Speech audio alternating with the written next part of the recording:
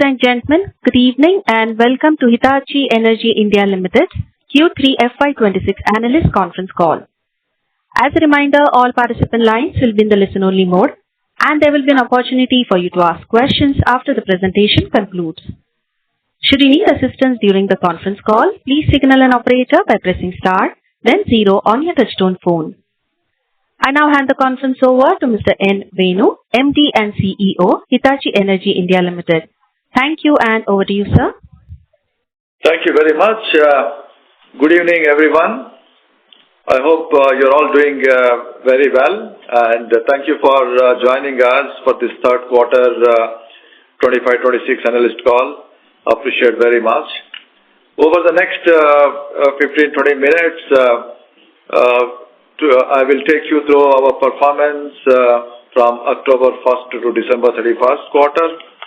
And for your convenience, I'll refer the slides. We have uploaded this slide deck a while ago on BSE. Today, I'm joined in the room by our CFO, Ajay Singh, the General Counsel and Company Secretary, Purna Amatanda, and Head of our Communication, Government Relations, Seema Siddiqui. You have seen this week on Sunday the Union Budget, which lays out in our view, lays out a strong roadmap for technology-led growth with higher public capital expenditure and a clear push for AI, data centers and advanced manufacturing. And as you know, in all of those things, Hitachi Energy is having a major play.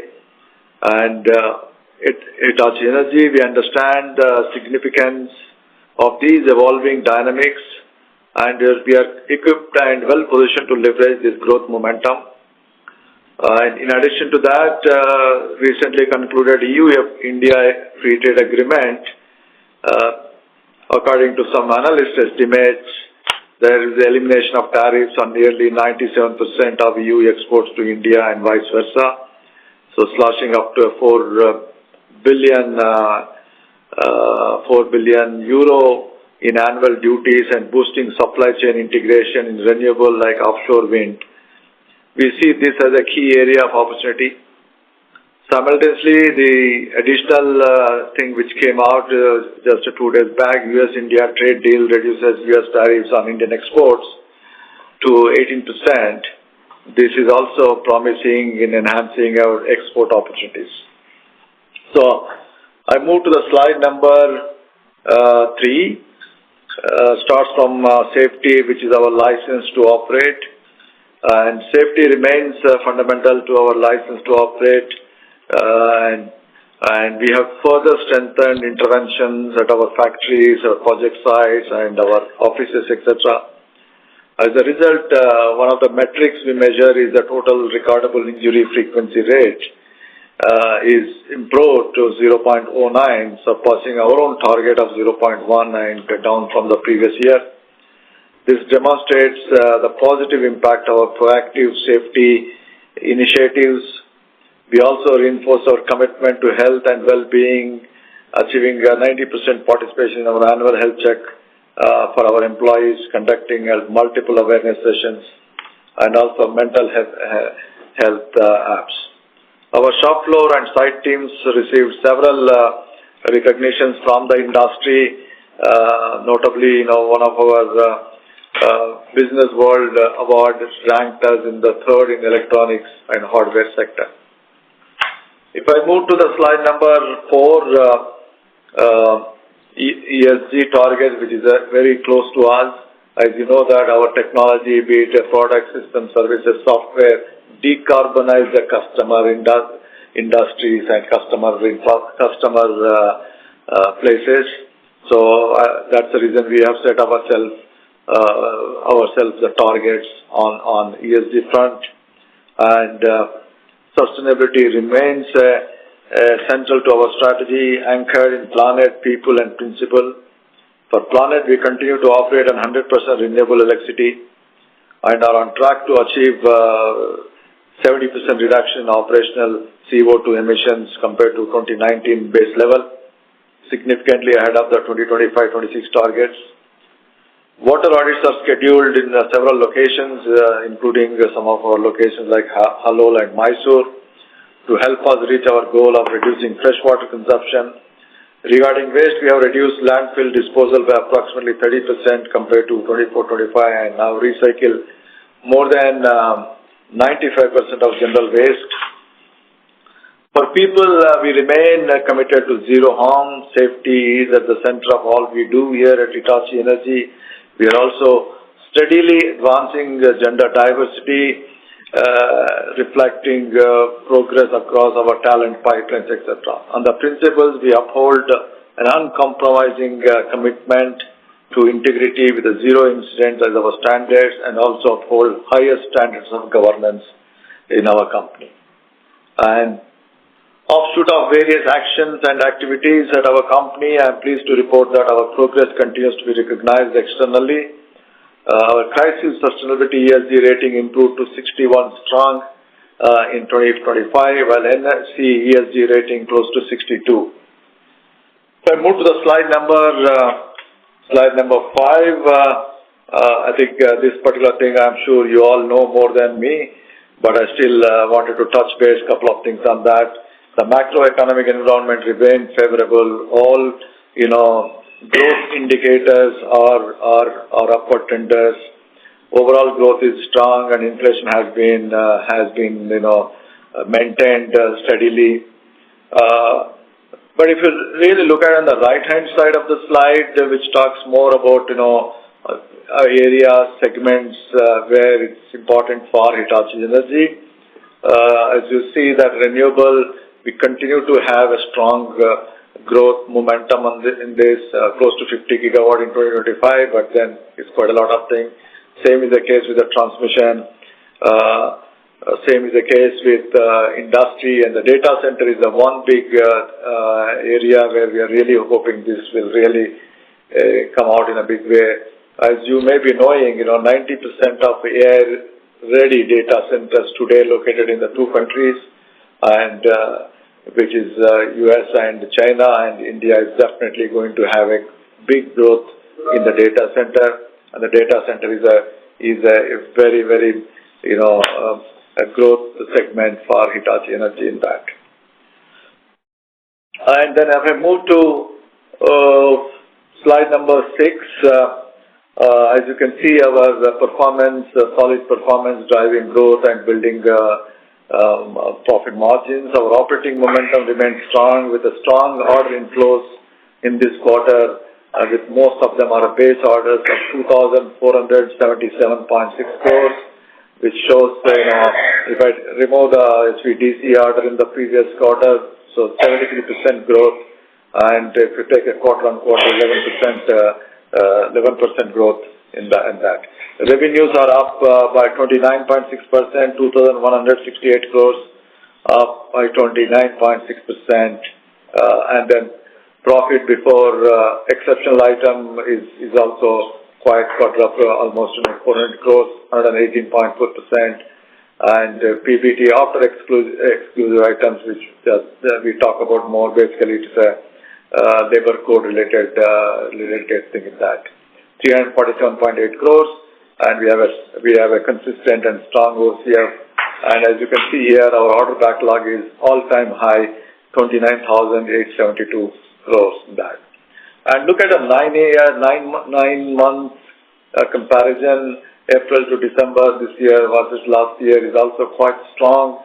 Even in the high base of orders, we have maintained slightly growing in that high base orders. Revenue is up 24% on a 9-month period, and profit and other things is huge amount of improvement in that.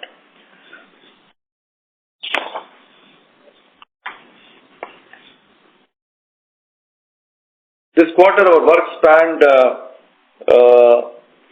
various segments, including utilities, renewables, rail, and industry. Notable project execution include 765 kV reactors, ICTs for solar, and some of the wind substations in Gujarat and Karnataka, 130 kV GIS installation, 400 kV CRP and substation automations, etc. in that.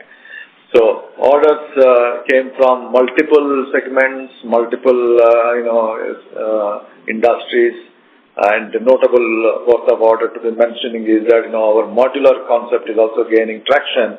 As you can see here, we could get a compact mobile 400 kV substations enabling rapid deployment for a reliable power quality management in Kutch, Gujarat for one of India's leading conglomerate.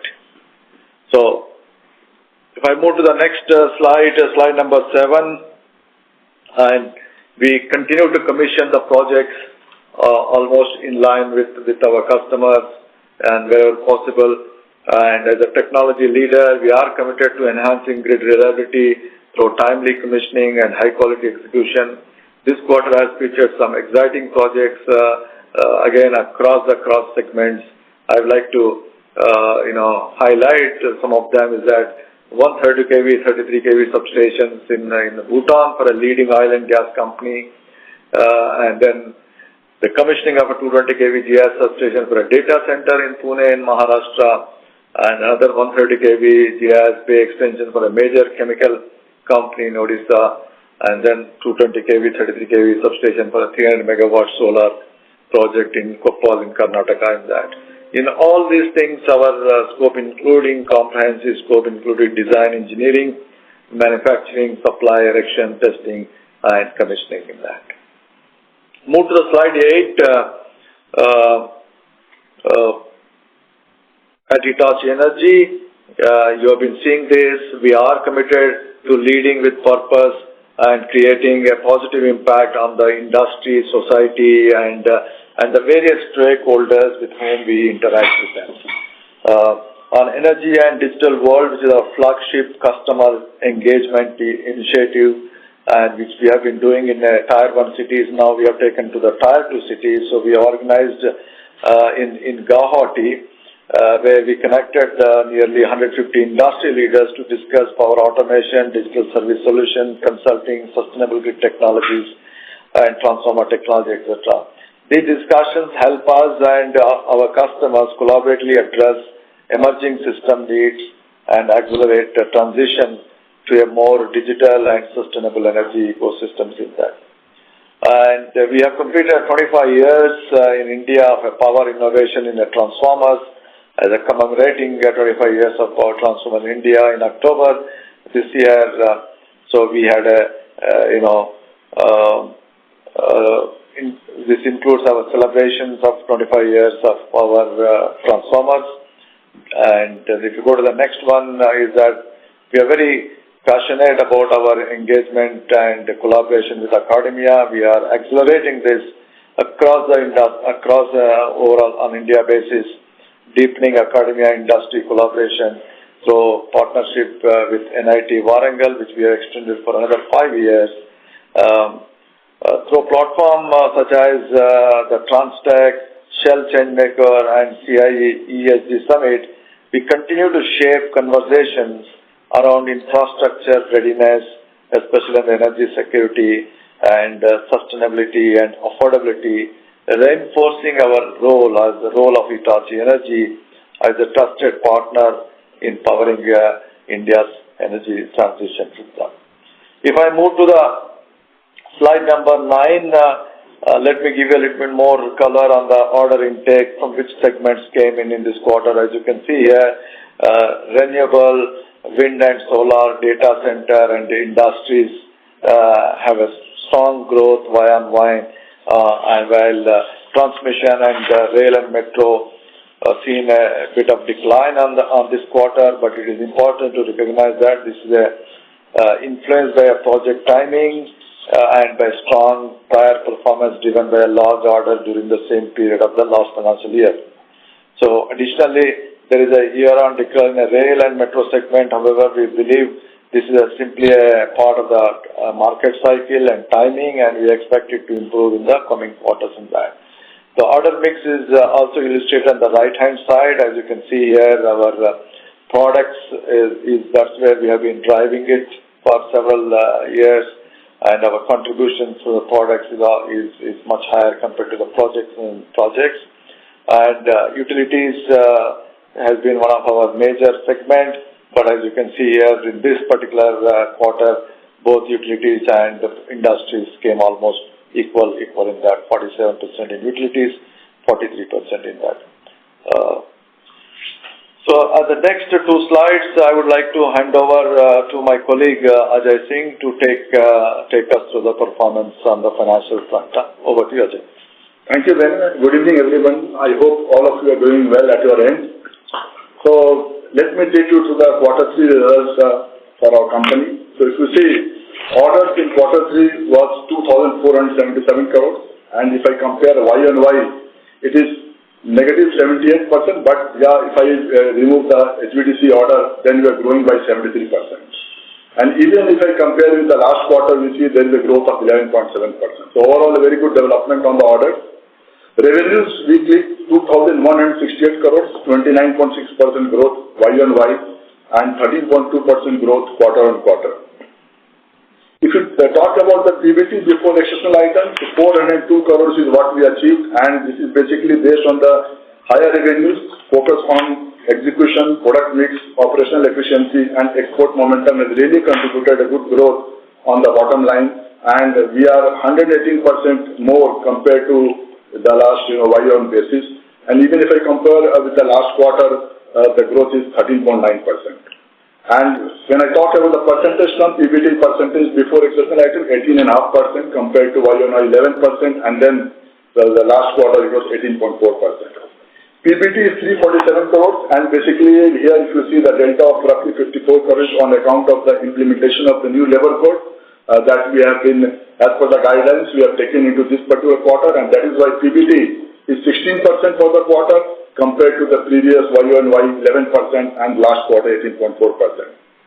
PAT 12.1% and quarter Y on Y basis we are 8.2%. Operational EBITDA we have reached 338 crores, and basically we have doubled received on Y on Y basis, and we are currently in this quarter 15.6% compared to on Y on Y basis 10.1%. Even if I compare with the previous quarter where we showed 15.2%, we are at more or less at the same level.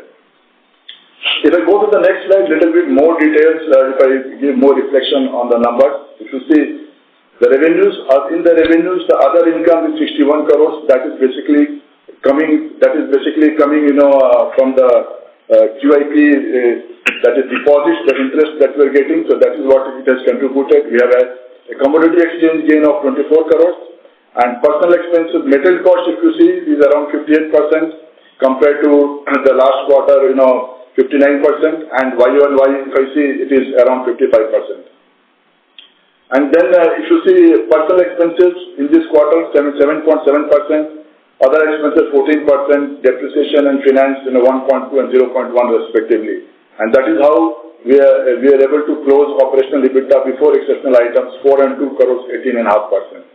And the impact of labor code, which I was discussing earlier, 54.2 is contributing roughly 2.5% for this particular quarter, and that the profit after tax is 261 crores, that is 12.1%. So overall, I will summarize that fairly good quarter in my view as far as this quarter 3 was concerned. Thank you very much. Over to you. Thank you, Ajay. And if I move to my last slide before we open up for Q&A, I think as we wrap up this quarter, we are happy about the progress we are making towards our two key objectives, that is sustaining our growth momentum and enhancing our efficiency across all our operations, and also improving our margins and cash, etc. So we take great pride in maintaining our leadership in core sectors like utilities, HVDC, industries and infrastructure, and we are eager to explore and seize the new opportunities in exciting fields such as the data center and BES and energy storage, etc. in that. It's very important. We are working towards shifting center of gravity to include more export, service, and digital. So, but that you are seeing how we are already trending in the right directions in that, and also working on our strategy of expanding at the edge of the grid. That is the e-mobility, energy storage, data centers in that. Our commitment to strengthening our service business in India is unwavering. So we created the separate global BU service, including in India. And we hope that, the efforts of this particular team would start fetching over a period of time, start fetching the results over a period of time in that. Services also help us keep continuity, which is critical to robust energy ecosystems. Many of our new age customers, such as data centers, are looking not only supplying of our technology, be it a product system services, but also life cycle partners. So we are dedicated to driving productivity and operational excellence under this, thereby improving our quality and expanding opportunities. We are also focused on capitalizing on our substantial order backlog to drive revenue growth and maximize the potential of capital raised for further expansion plans. On the safety, you all know, is deeply rooted in our culture, and we are wholeheartedly committed to maintaining a robust safety first environment, not only in our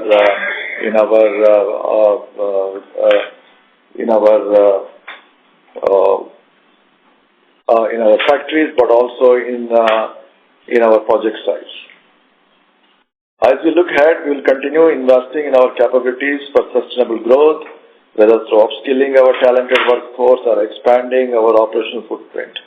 Together, we are paving the way for a brighter, more sustainable energy future in that.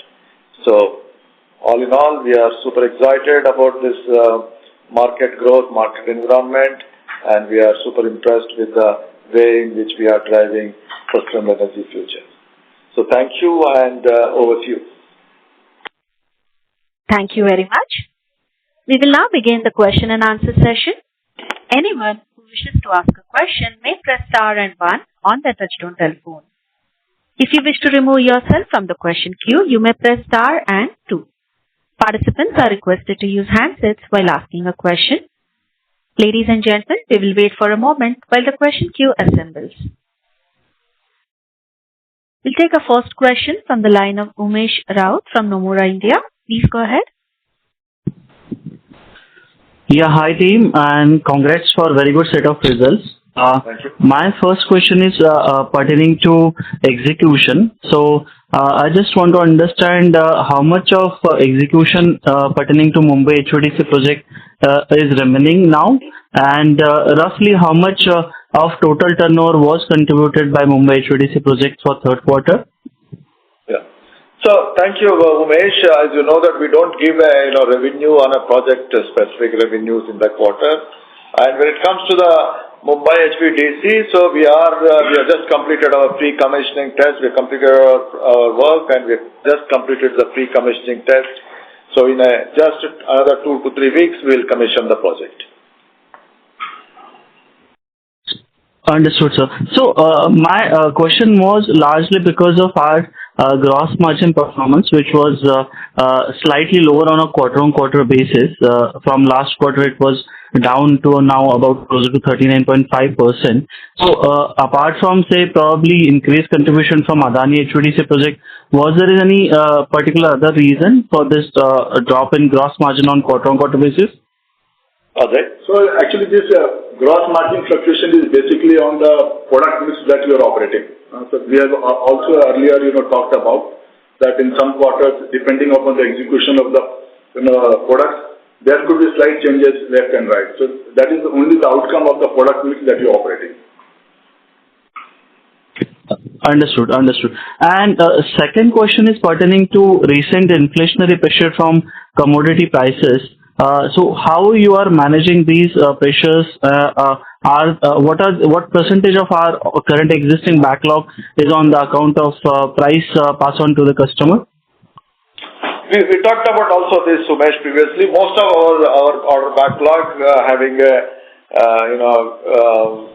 price escalation formulas built in. So we've been also telling you from the beginning that it will not have impact great to the large extent, because more than I think 70% of our portfolio is having a price escalation. There will be small amount of portfolio where they need immediately within 1 or 2 months turnaround for the revenue. So those things may not be there, but otherwise, our portfolio is price escalation.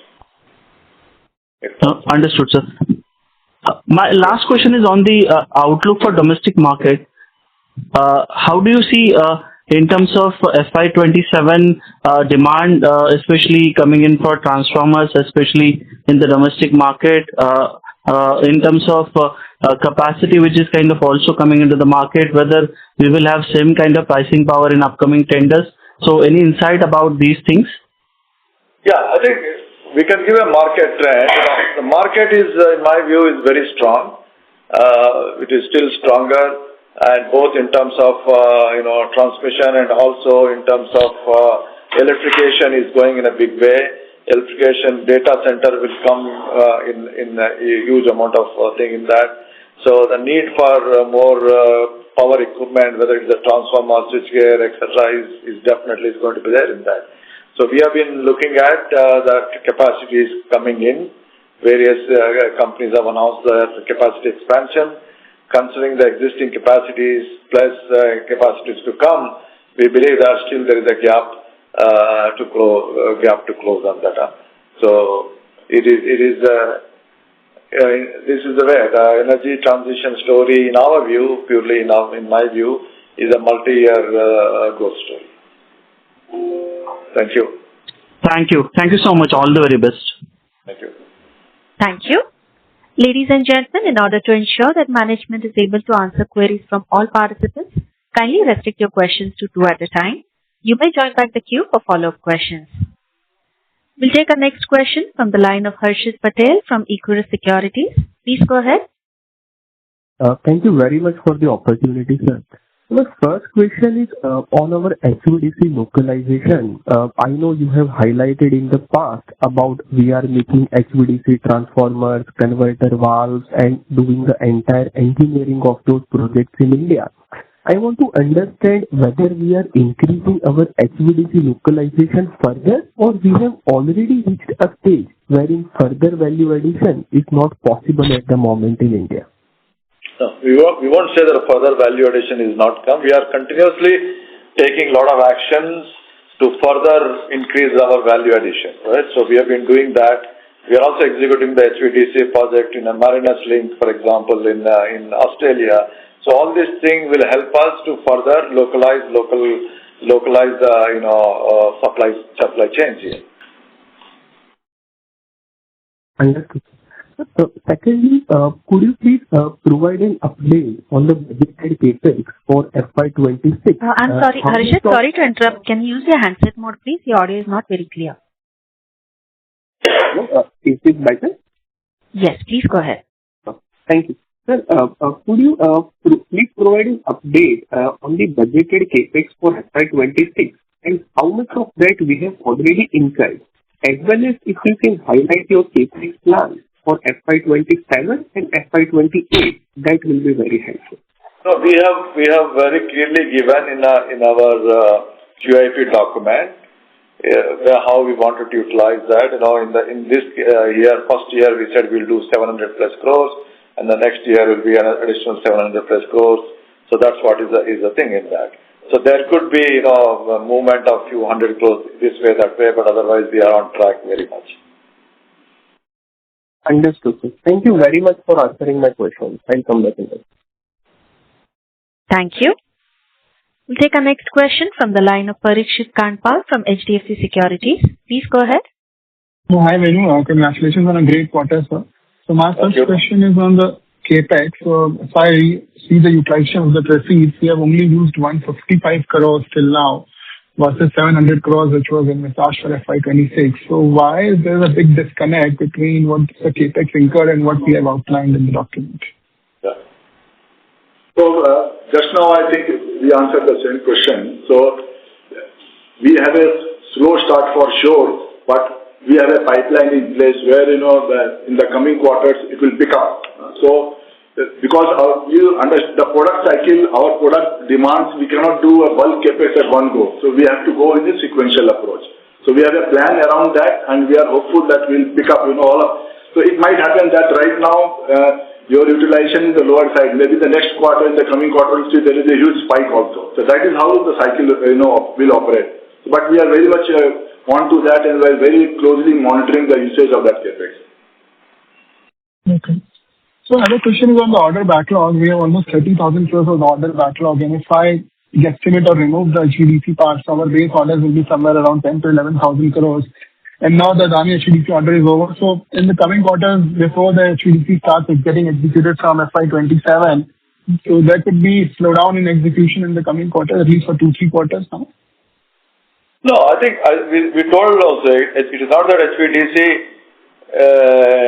will slow down, because HVDC, for example, we are already working on the existing 2 projects, right? Manufacturing is going on, and also various other simulations are going on. So there is also, those are the projects we recognize the revenue based on the POC. So revenues all keep coming in that. We don't see any slowdown in our revenue growth. Okay. Just last one question on the other expenses. So we have been seeing the reduction in other expenses despite increase in the turnover.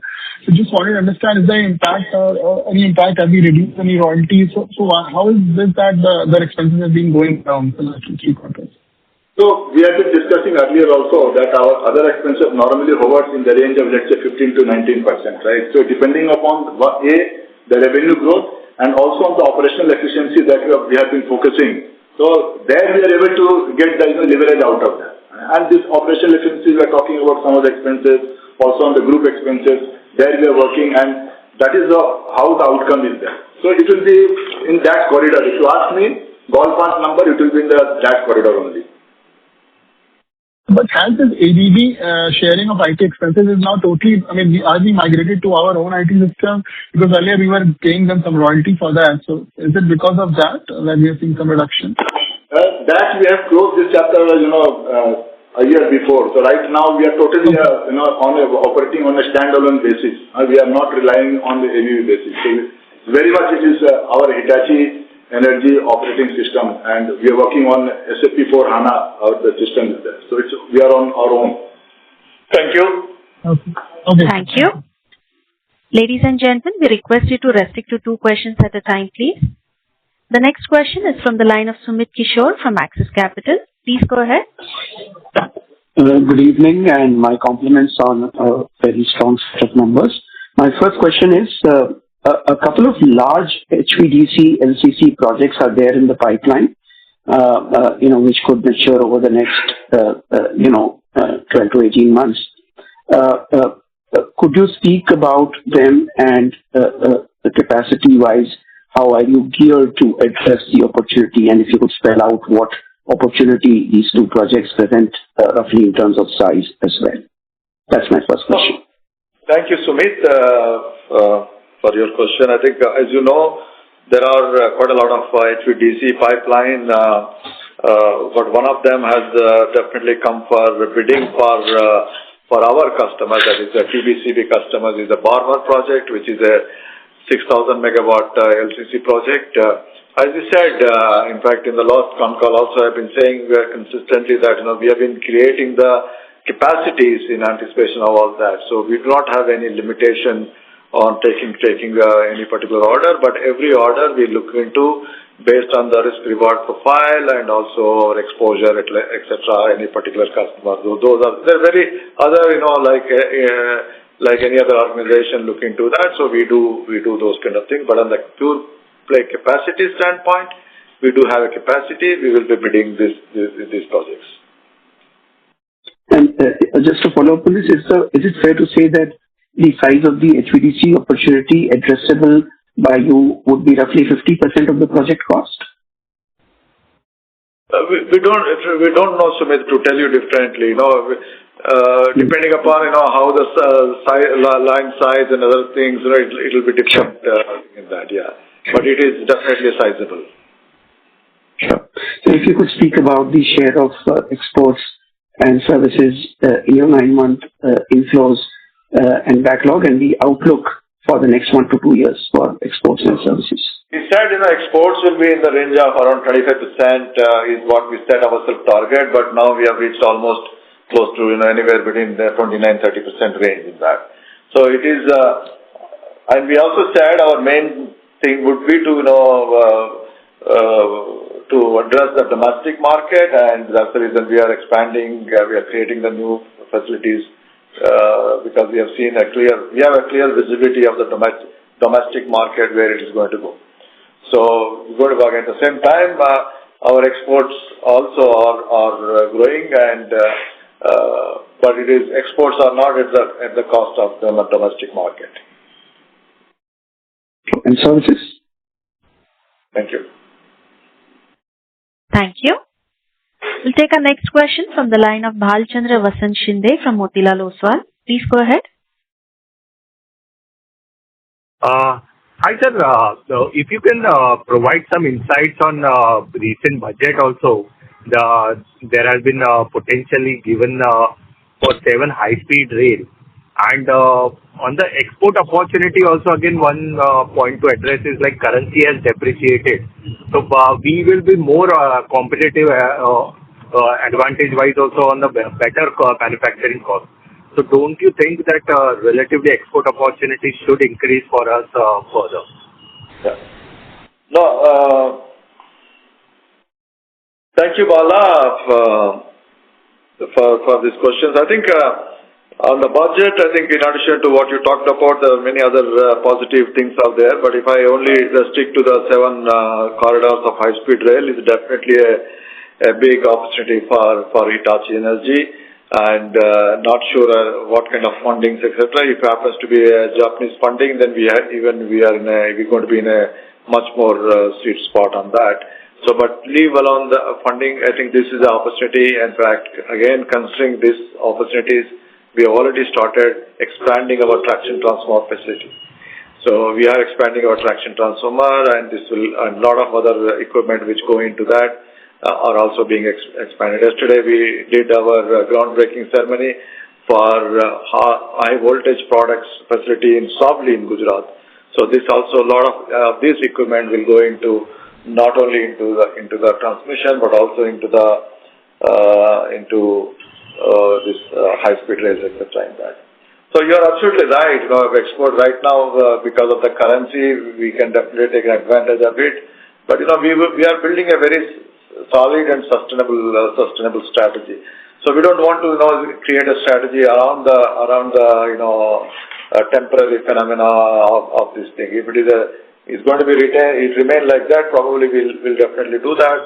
But on a short-term basis, yes, we are reaching out to some of our global companies wherever they need, so they can procure from us. It will be competitiveness for us. Those things we do it. But as I said, we are looking at a company at a longer strategy, and basis which we are working on things. And as you have seen, our margin, evolution over the last 5 years in only one direction: improvement. Thank you. Thank you. One last point on the exports. Yeah, go ahead. Can I continue? Yeah, go ahead. Yeah, just one last point on exports. Sir, as per our global analyst meet and takeaways, right? There also our capacities are tied up till FY30, FY32. And we are adding capacities in India and I think in other regions also. How is the scenario according to you on the global scale for us in that perspective, that on the demand supply gap? It's a global scale. Globally also it is the same situation. In fact, globally, in fact, they are adding the capacities, in fact, based on the the frame agreements, etc. in that. So it is quite tight and quite challenging in those things. And for whatever the capacities we have added, in fact, the need is to further addition is what we feel. So those things are getting evolved. As we see the demand, there are a lot of things are evolving. You must understand that it's not a traditional, power system. Traditional power system, we know the load growth, etc. in that. The AI data centers, the demand is so huge, and the need, yesterday basis. And that's what is the urgency of building up those kind of infrastructure. And that needs not only the equipment, but AI ready data centers. And there's the variation in the load from 100 megawatt to 250 megawatts in seconds, not even minutes, seconds. So you have to have the power systems flexible enough to manage that kind of load center, right? So it's not only the equipment, your whole system needs to be geared up, and that's what is happening in North America. That's what we see in Europe, etc. In that, and I'm very confident personally that we see that mirroring in India as well. Thank you. Got it. Thanks, sir. Thank you. Very much. Before we take the next question, would like to remind participants to ask a question, please press star and 1 on your phone. The next question is from the line of Amit Anwani from PL Capital. Please go ahead. Hi, so thank you for the opportunity. So, again, on data center, you did highlighted about the strong prospects. So, just wanted to understand in terms of addressable market you have in that space, and since, as you highlighted, North America is our export, having data center orders already, what is the proportion? Has that increased? So, is export also will be driven by data center orders globally? Just color on that. Yeah, I think, as I said, our exports, we are creating again capacities, etc., for the domestic market, but we are flexible enough to address those exports in the data centers and also in industries, etc., in the nearby, our regional Southeast Asia and other aspects in that. So, to answer your question, yes, data centers is also one of the things we are looking into. We have already received part of the orders from the data centers as exports, and we are also bidding for some other exports for data centers. So, what's the addressable market there? No, I think, we will not be bidding everything together from here. So we will be complementing with our global organization wherever they are bidding it. Suppose, if there's a requirement for a couple of hundred transformers, they will also source a couple of transformers from our side in that. So we will not able to estimate exactly what is the addressable market in those areas. And so what's the contribution from data center currently? No, from a contribution to the data center and overall our order is still at high single digit. And this we are expecting to grow much faster, probably. Yes. Okay. Yes. Thank you, sir. Thank you so much. Thank you. Thank you. We take our next question from the line of Parikshit Kanpal from HDFC Securities. Please go ahead. Yes, sir, just one question. This news, if you can help us understand regarding this Chinese thing which has been going on in the transformer side. So your views on that? Thank you, Parikshit. I think, we have also read the news and we have not seen any government, clarification or official message on that. But what we heard, during our interactions, that, they don't allow any imports from neighboring countries, border countries. So, if they may, in case if they have any manufacturing facility here, they may allow. But for us, it's not about which competition is that. As long as the level playing field is there, we do not have any issue in that. So we don't see that as a major threat, and if we are not due to that, we are not holding any of our expansion plans, etc. in that. We are very, very confident that, as long as the level playing field is there, so we can beat the competition. Okay. And the second question is on the HVDC order. So I understand that you have a level of localization in India, and then there will be imports from the parent entities. So when you calculate royalty, so how does it work? So does the imports are excluded from that, or the entire revenue the royalties will be applicable on the entire revenue? So how does it work on the accounting side? So basically, royalty is generally, is calculated based on the overall revenue. But if there is any, intercompany thing, that generally gets excluded. So in these two HVDC, royalty will be paid as a technology, not as a localization or import. Royalty is because we are getting the technology And the technology, we are allowed to, localize that. For that, you need to pay the loyalty. And once you localize it, it is not that, you should be there for every time they get an update, there will be, some addition to the technology. So those things continue to do that. So royalty is absolutely required. For example, because we are paying the royalty, that's why our SF6-free technology, which is available in the world, so we are able to bring it here and sell it to our customer in India, to PGCL as a thing in that. So that's a big advantage, yeah? So just wanted to clarify whether this entire HVDC orders royalty will be paid on that or import content will be excluded, just that clarification I need. We will not give you exactly like that, Parikshit, but there will be some calculation methodology, etc. What is excluded, what is not excluded in that. But it will be some percentage on a ballpark, on an overall thing in that. Okay. Sure, sir. Thank you. Yeah. Thank you. We'll take our next question from the line of Mohan Krishnaswamy, an individual investor. Please go ahead. Yeah, thank you for taking my question.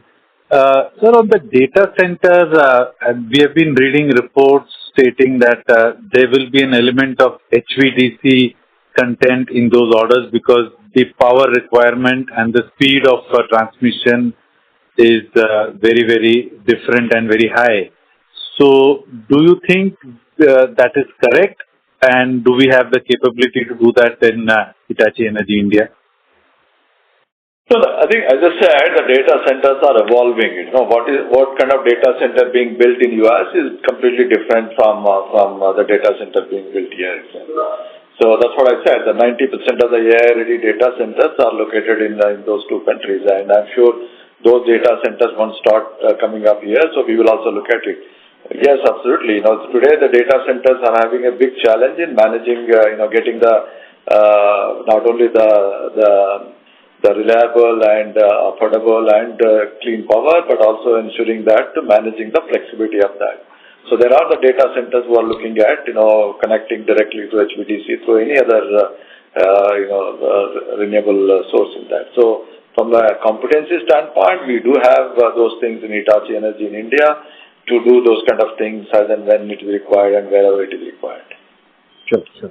And secondly, sir, the recent EU deal, whenever it gets finally signed, being a European company as well, do you think that can have some impact on our export strategy in the years ahead?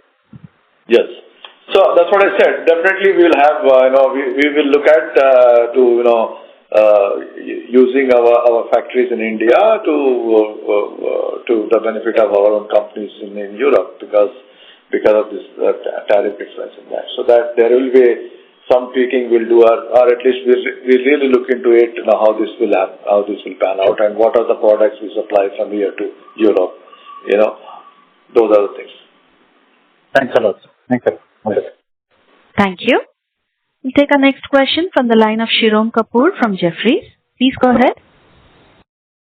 Hi, thanks for the opportunity. I just want to understand a bit more on the export strategy. Is there any thoughts on the parent allocating greater markets to the Indian entity, given the global shortages? Is there scope for the Indian entity to serve more export requirements of the parent?